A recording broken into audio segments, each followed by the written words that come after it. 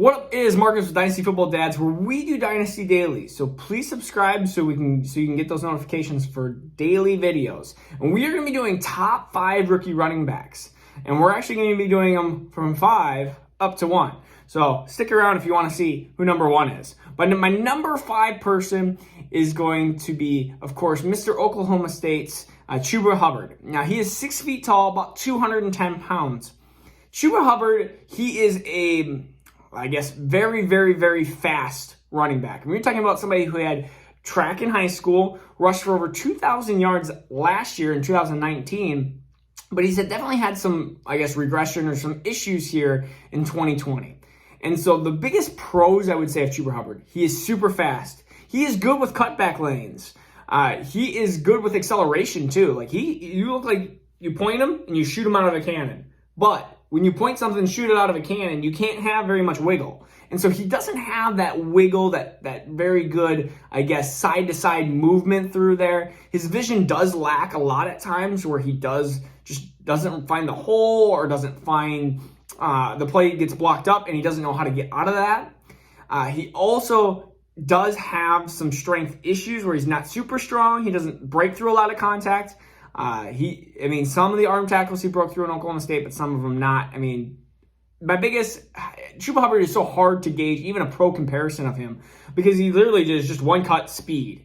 And he's not good enough to compare him to like a Chris Johnson or anything like that. So you're going to have to try to find your own comparison with that one. I have comparisons for the other 4, and some of them are lofty, I will tell you that. So number 4, though, this has been switched from previous. I've done it. I've watched enough tape. For now, we're switching 3 and 4. I know, it's early, but it's too early. All right, number 4 is going to be Kenneth Gainwell. He was my number 3, but number 3 jumped him. So number 4 is Kenneth Gainwell. He's 5'9", 190 pounds. He's a lighter frame running back, but he had over 2,000 yards last year in 2019 and 16 touchdowns. Everyone was always concerned, and I was concerned about why Antonio Gibson was not getting more and more touches on Memphis. It's this guy's reason. Kenneth Gainwell's the problem, and he is very elusive. He has a great acceleration, and he's really good in the passing game. So if you're looking for a third down running back as well, like Kenneth Gainwell can stay on there on all 3 downs. The biggest issues is he has a light frame. Being only 190 pounds, can he get up into the 200s? Because realistically, 190 is just not made for long-term longevity in the NFL. And he's not super strong, Kenneth Gainwell, but man, he looks like a smaller, like Kamara-ish type. But that's not who I'm comparing him to. I'm going to compare him to the college, remember, college CMC, not the pro CMC, the college CMC before he got bulked on and had all this muscle added onto him. But if you remember Christian McCaffrey, very good with pass catching, very good with rushing, did all of these all-purpose stuff. But also, CMC was a little bit on the lighter side. CMC just bulked up and he became this 3 down between the tackles runner as well. And that's why CMC is number 1. But Kenneth Gainwell has that ability. He could be a superstar in this league. He just needs to gain some more muscle mass on there and get a little bit more strength through them. But man, he can be something. Kenneth Gainwell is fun to watch. He is super fun to watch. And I think he has a chance of being better than Antonio Gibson. And if you know where Antonio Gibson's done in the NFL so far, he's been awesome in the NFL. So my number 3, though, and this guy's been just rising up my board, probably rising up a ton of people's boards, but it's Javonte Williams.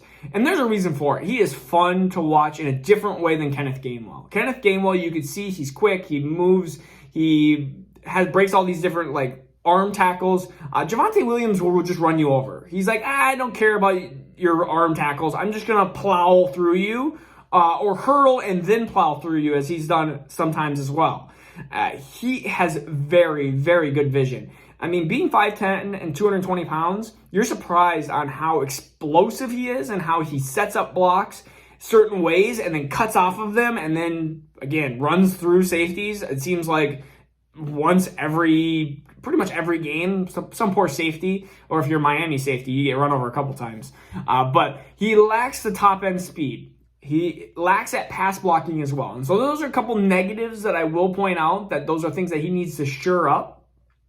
But when you're running over people, and you have 1,140 yards, 19 touchdowns on a 7.3 average in the ACC. That's amazing stats. And you might go, well, why didn't he run more? Well, they did have a senior, Michael Carter, who's also a very competent and very good running back that averaged similar yards per carry. So Javonte Williams, my biggest comparison to him would be a Nick Chubb type. And Nick Chubb, if maybe your draft was different, but he was a little bit down further. He wasn't the first 2 running backs in his draft class. He was more into that 4 or 5 range. Javonte Williams could be that same type of running back that ends up being the best running back of the class. And he can catch. He has shown himself to do some angle routes and some out routes and stuff. So Javonte Williams is not totally incompetent in the receiving game. He can actually do quite well through there. My number 2, and this is maybe surprising, maybe not, but it's going to be Travis Etienne. And Travis Etienne is 5'10", 200 pounds. He is very, very fast. And when we talk about his race with Simmons, he ran about neck and neck with him, and I think Simmons ran 4.39. And so Travis Etienne, going to be high 4.3s. He averaged career 7.2 average. That's an amazing career average right there. Last year, this 2020 year, he had 48 receptions for 588 yards and 2 touchdowns. This is previous to him saying that he was scared catching the ball and didn't really want to catch the ball because he was seeing ghosts out there. I don't know, some Sam Darnold type of thing. Maybe those guys see ghosts together. But he has speed. He has contact balance. I mean, it's hard to get him down. He seems like he runs sometimes upright, a little bit weird, on his sprinting. But, who cares if he runs weird if he's running 4.3s? It's kind of hard to catch him. You can look at it from behind when he's running weird, but it's hard to actually catch up to him. He lacks some patience. He lacks some pass protection, which I think he can develop and work on. And, those are kind of the only big kind of knocks per se. He maybe lacks a little bit of power. My biggest comparison to him would be one of 2 players, Jamal Charles or Darren McFadden. More Darren McFadden, but I know some of you guys don't know who Darren McFadden is, so more Jamal Charles. He's a little bit newer. Maybe a Charles light. And then Travis Etienne is somebody that I don't see having 25 touches a game. More 10 to 15. But what he does with those 10 to 15 are what people can do with 20.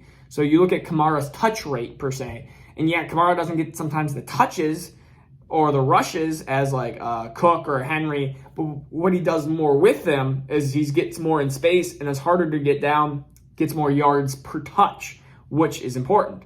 And my number 1, and he's kind of been my number 1 this whole time, but he just keeps cementing it more and more. But it's Najee Harris.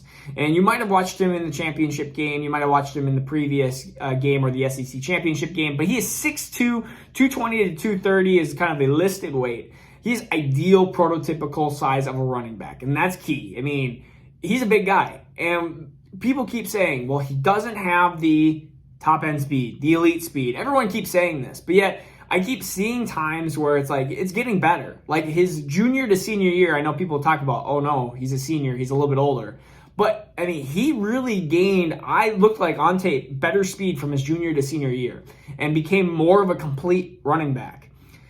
Yeah, he won't run a 4.3, but what if he runs a 4.5 and yet can do all this stuff? He's mobile, athletic, has great vision, good at cutting in short spaces. Hard to bring down. He had 1,466 yards and 26 touchdowns rushing. Yeah, just rushing. And 43 receptions, 425 yards, and 4 touchdowns receiving. He is a very similar, prospect to Matt Forte. And Matt Forte was an awesome fantasy running back. 5, 6, 7. Yeah, got a little bit nicked up in there, but he was a really good fantasy running back. And I think Najee Harris will be really good in all aspects and be a 3-down running back. And my prediction right now is Najee Harris will be the first running back taken in the NFL draft. That's what I think it is. So if you made it this far, please subscribe for daily videos and comment between 1 and 1,000. We're actually giving away a Shaq rookie card here for the month of January. So please comment between 1 and 1,000. And please subscribe so we can keep doing more daily videos. This is Marcus with Dynasty Football Dads, where we do Dynasty Daily. See you tomorrow.